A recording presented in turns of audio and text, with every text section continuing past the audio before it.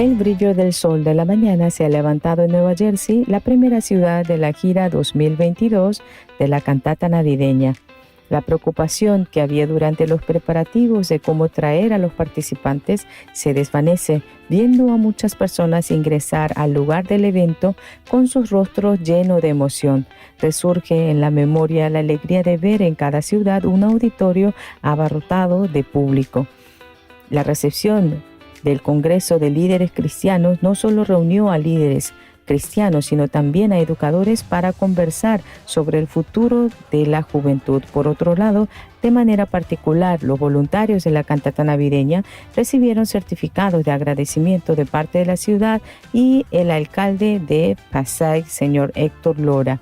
My name is Hector Carlos Lora. I am the mayor of the city of Passaic, New Jersey, a city of over 70,000 residents.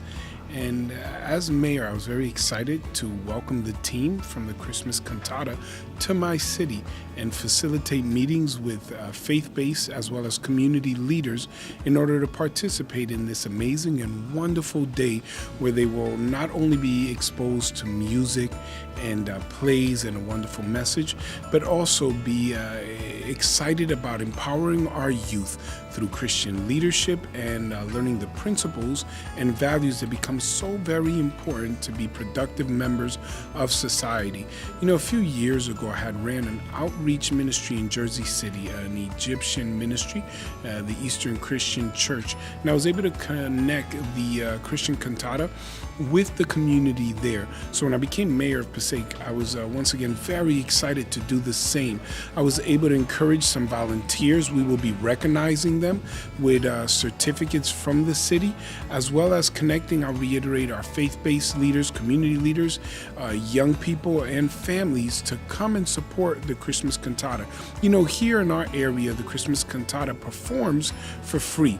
They receive donations and they go all around the world, different cities, in order to spread an important message. And that is that those most sacred values of faith, of family, of community service, of honoring the Lord must be preserved and maintained. So I'm extremely excited to lend not only my city support, my personal support to the glory of Christ Jesus the Lord, and to ensure that every family will know that there are ministries out here doing the work of the Lord, uniting communities. And I implore of all the leaders, the faith-based community, pastors, ministers, and all of the young people to truly come together, because it is in our unity that we can express strength, but it is in our love that we obey the commandment of Jesus, that we would be known by our love, and that our unity is evidence of that love. Yes, as I mentioned earlier, we will be giving certificates to all of the volunteers that we encourage. We're also providing transportation for our senior citizens to come and participate today. I'm excited to acknowledge the work and the service of volunteers, because volunteerism is really the backbone of community, of outreach, and of assisting others. So we're excited to help the Christmas Cantata, not just this year, but to develop long-term and lasting relationships for future years. So today what I expect is to hear a presentation about unity, leadership, empowering the youth, and encouraging leaders to truly carry out the mission that we have all been called out in terms of service and love and spreading the word and faith. So I'm extremely excited about the opportunity to network with other leaders, to hear the message here from the Christmas Cantata group, and to find out how we can be of further assistance to help expand the outreach of this program. Finalmente se abre el telón de la primera puesta en escena de la cantata navideña del coro Orquesta Gracias.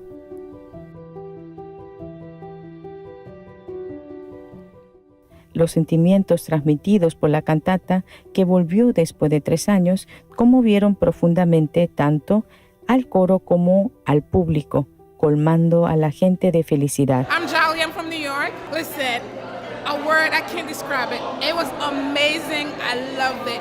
It was an amazing time. Driving here, a lot of traffic. I was kind of feel like overwhelmed, but when I got here, speechless. I'm speechless.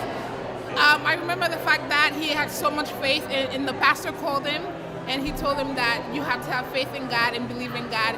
And he closed his eyes, and the next day he was healed. He had faith. One thing to remember, it was faith. Faith. I saw it like about 7 years ago, and my wife and my brother-in-law, sister-in-law, I asked them to come with me because I saw it like a long time ago. I didn't see it since, so I wanted to see it again. My favorite act, I would say, is the singing. The ending performance was amazing. The voices were amazing, and I just loved it. I didn't think that their voices could get any higher than it was getting, but they just kept going higher and higher, and I just was like, wow, this is amazing.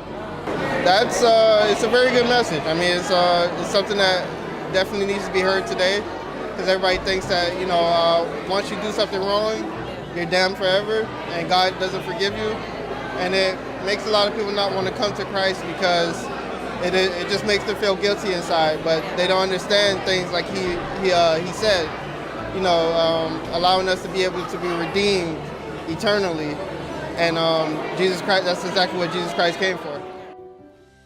Las personas se reunieron a la emoción y la alegría de la puesta en escena de la cantata, tanto que al escuchar el mensaje del Evangelio se gozaron obteniendo el verdadero descanso que proviene de resolver las cargas de los problemas y los pecados de la vida. Después de la actuación exitosa de Nueva Jersey, el coro Orquesta Gracias avanza con entusiasmo hacia la siguiente ciudad, Washington, D.C.